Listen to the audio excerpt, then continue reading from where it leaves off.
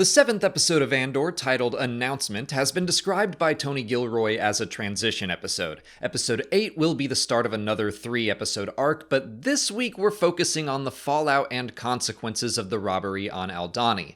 And you know things are bad if Colonel Wullf Yularen has to come out and make a speech. For people who might not know the character, he first appeared in the background of A New Hope and has since popped up in several episodes of the Clone Wars and Star Wars Rebels. Fans have been speculating on whether or not he would appear in Andor ever since we knew the Imperial Security Bureau would play a role. I like the way they have built up to him, the same way they built up to the TIE fighters and stormtroopers and other Imperial elements. As the series goes on and the rebellion continues to solidify, we're going to see more and more response from the Empire and its resources.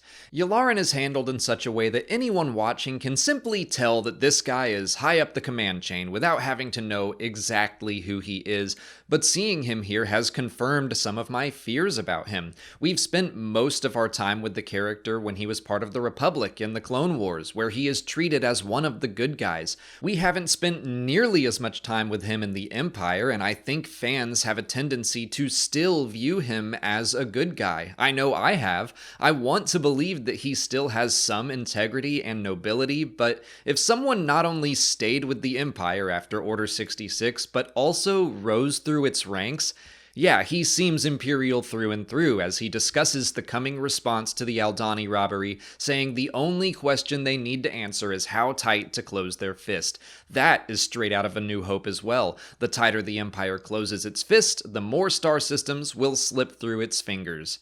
And Dedra Meero sees that. She has been researching all the smaller robberies of Imperial bases, pieces of tech stolen here or there that point to something larger. The theft of 80 million credits is that something. As she says, it's an announcement to the Empire and the galaxy that a fight is coming, and she knows the extreme Imperial response is playing into their enemies' hands. We cut over to Luthen's shop to confirm that in another great scene with Mon Mothma.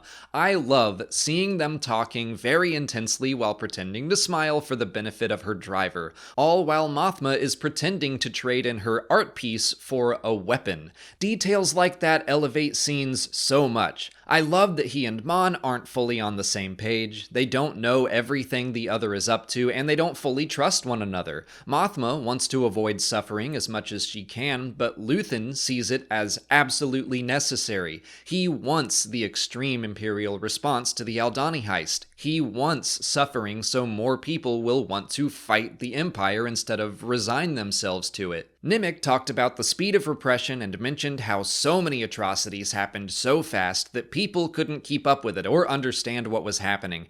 But I still think most of the galaxy was probably kept distant from those atrocities. I think Luthen wants more and more people to actually be personally affected by the Empire so they will care more, which is a sad reality, but it's true. Too many people are like Cassian, who just want to hide away. But Luthen's plan is probably even going to work on him as well, which we'll talk about later. And I'm really interested to see Rael's continued partnership with Mothma. He seems to be more in charge of the overall rebellion at this point and the network he has set up. So how will Mothma eventually overtake him, and how will her own ideologies change without losing her humanitarian side? Because Mon Mothma never stops caring about people. And Luthen? That's doubtful, because he sends Clea to meet with Vel, who just went through a terrible ordeal for him, but he doesn't have the decency to meet her himself. They barely seem to bat an eye at the loss of Terramin, Gorn, or Nimic. Lives are the cost of revolution. Oh well, so sad.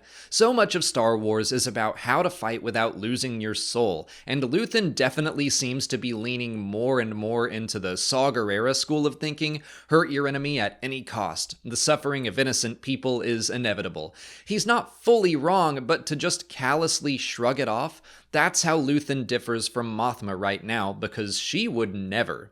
I think Luthen's request to Vel to find and kill Cassian is where we can really see the folly of his way of thinking.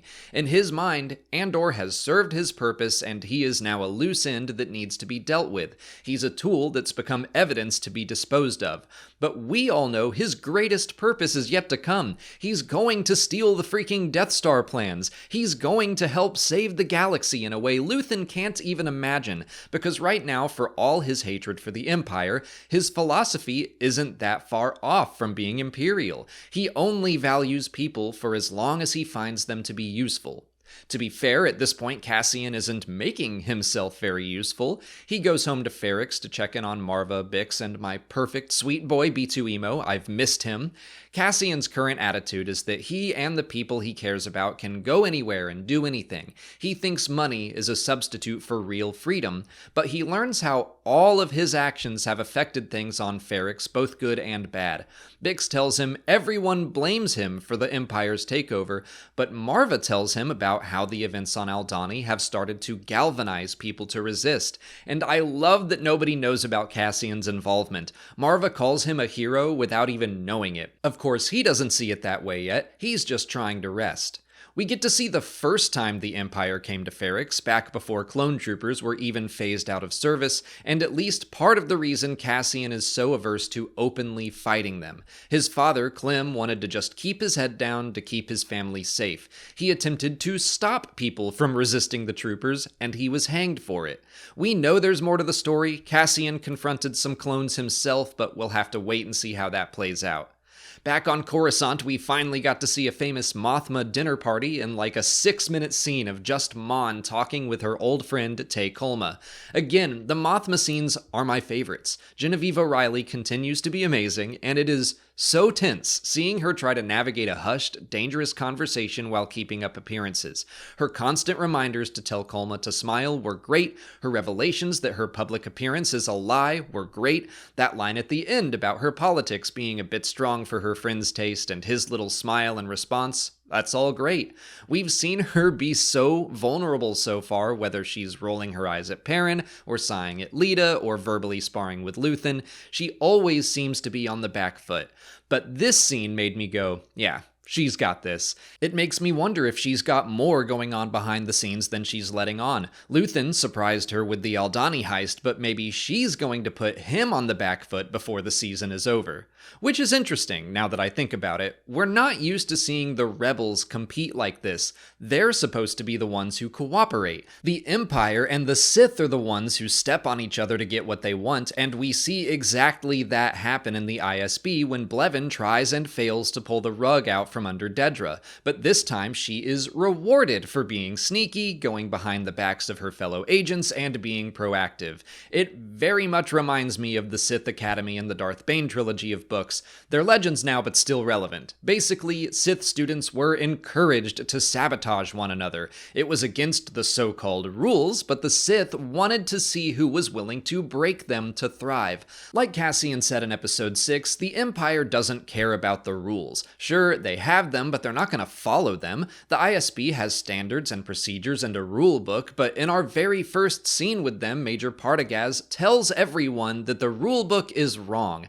Now, he wants to see all of his people abusing the new powers Yularen gave them at the start of the episode.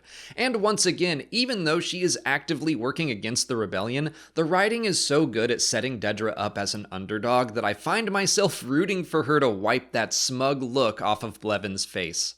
We catch up with Cassian on the new planet Neamos, where he thinks he can finally get away from his troubles. And of course he can't. He's trying to keep his head down and mind his own business. He sees some trouble and he actively tries to avoid it, and just like his father, he is taken anyway. For all its talk about order, the Empire doesn't actually care about it, or rather their view is that of the ISBs, to see any potential symptom as something to be eradicated immediately. What I really love is how all of this happened because of Cassian's own actions. He may have been arrested because the Empire was cracking down on anything and everything after what happened on Aldhani. His crimes used to be a 6-month sentence, but now all of a sudden it's 6 years. Cassian can't hide from the Empire or from the consequences of his actions, not just on Aldhani, but on Morlana and Ferrix as well. We know we're about to start another 3-episode arc, and I imagine it will largely take place in an Imperial prison, but we also know there's more to see on Ferrix, and I think by the end of the season, he will be making the choice to return and do right by his community. Unlike Luthen, I don't think he'll be able to turn away from their suffering.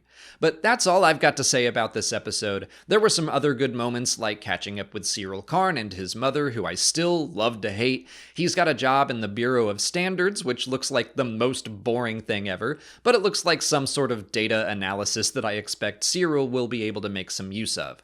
We also kept an eye on Cinta and Aldhani watching a Star Destroyer appear in orbit. She's still there, but not forgotten.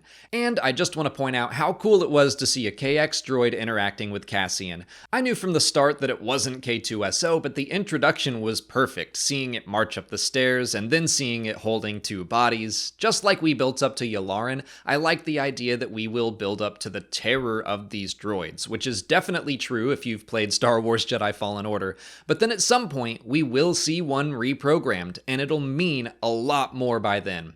But I'm gonna wrap up for now. Let me know what you thought of Announcement in the comments, and come back at 6 p.m. Eastern to join our live after show, No Ifs and or Buts, to talk about everything I didn't cover here with Molly and our friend Sawyerism. If you haven't already, please like this video, subscribe to the channel for all our Andor coverage, follow us on TikTok, Twitter, and Instagram, and consider checking out our Patreon page for our video reactions and audio commentaries for every new episode. And you can check out this playlist for all of our existing Andor content. As always, thanks for watching, and may the Force be with you.